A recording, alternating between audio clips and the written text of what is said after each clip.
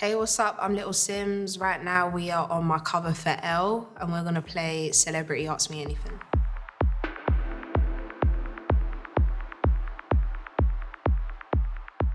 Hi Simz, it's Chris. My question for you is, do you ever dream songs or lyrics or verses? Bye. I haven't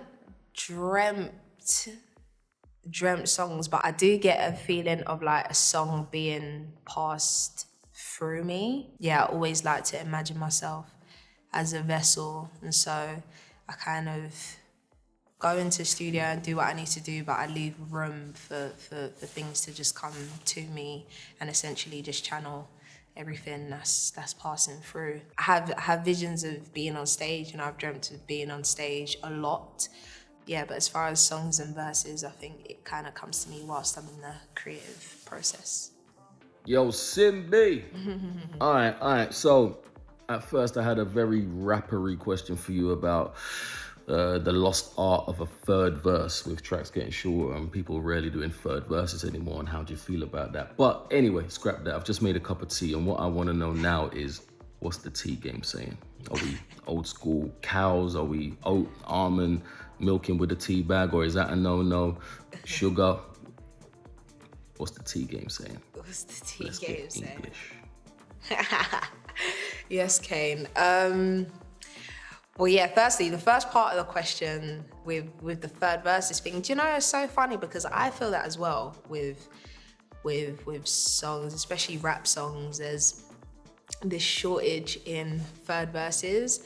And for me, like when I was coming up, a song wasn't complete if you didn't have the third verse. And I remember I always used to try and low-key get, because it's always the longest part low-key. Like, it's like, oh, there's one more verse to write, like I have to write it. But that's something till this day, I'm still very like hot on, you know? And I think it does nicely round off the song.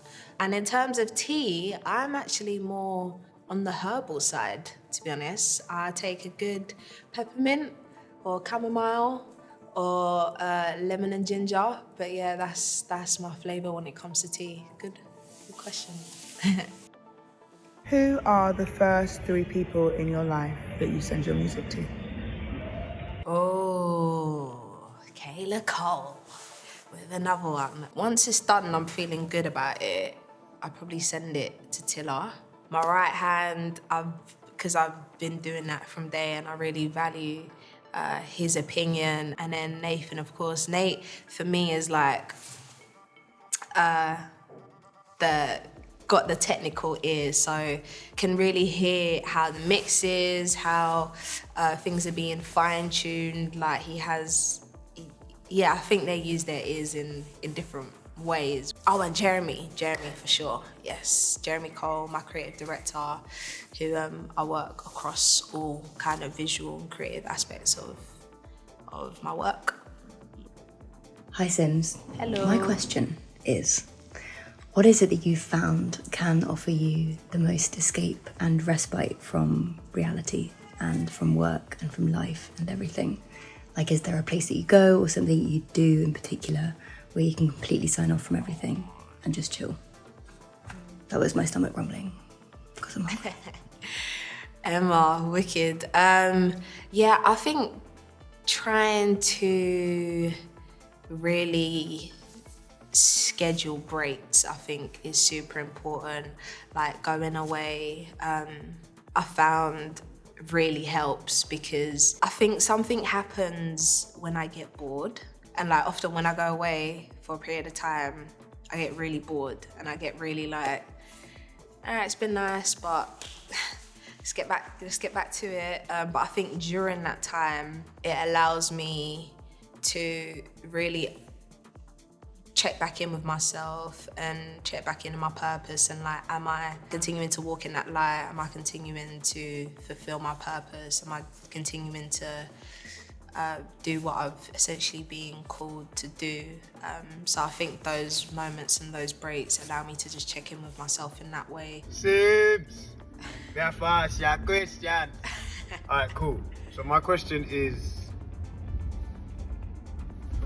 so obviously when you're in the process of making a project, whether it be an album or EP or whatnot, how do you know when the project is finished? How do I know when a project is finished? I think with each album process, for me, it's different. Sometimes I have like such a clear vision of this is what I want my album to be about. I've kind of almost storyboarded it. You know, I kind of like to see my albums as somewhat movies. It depends on projects. Sometimes I go in and I know exactly, okay, I got these amount of songs to write, and that's kind of it. And sometimes it's just flowing, and I just kind of just keep the pen going, to be honest, until I don't have anything more to say. Hi, we are so excited about having you play at Glastonbury this year. Yes, Emily. Simz. I would like to ask you, I don't know if you've ever really been out around the festival. You may or may not have. So if you have, where have you been? And if you haven't, where would you like to go this year? Because I'm thinking maybe we should try and get you down to Block 9. I think the last time I was there, headlined the West Holt stage, and then the following day was the first time I had like, just as a festival goer, like a real Glastonbury experience. I think we watched Burner on the other stage, and then later on in the night we actually went down to Shangri-La, which is different world. I was like, wow, is this what goes on here? It's crazy. But yeah, I think Shangri-La took me by surprise. And then just walking through the festival, like the site is so big and there's so much going on. It's a real vibe, man. Everyone's just on good vibes and just happy to be there. So I'm happy I got to have that experience when I was down there that time.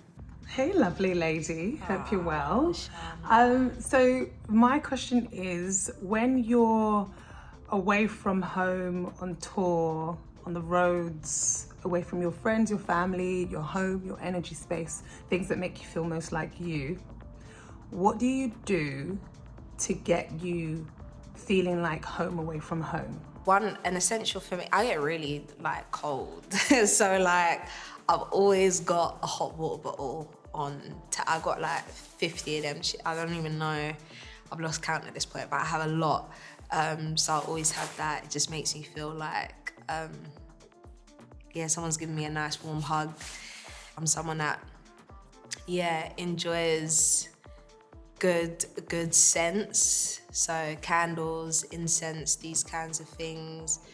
Yeah, between my hot water bottle, the incense, and maybe just, I never get through them, but I like to bring books as well. Every time I read them, I just think it's like nice. It feels like I got my own little portable library with me. Yes, cover girl, come on. My question to you is this. What is the most ordinary thing, arguably boring thing that you love to do that just brings you great joy? I think like ironing or like steaming. I like steaming clothes or ironing. I don't know, there's something really therapeutic about it. Yeah, just getting out all the creases and like just making sure the t-shirt is nice and freshly pressed and then folded or hung up. Thank you so much for watching. I've been Little Simz. Peace.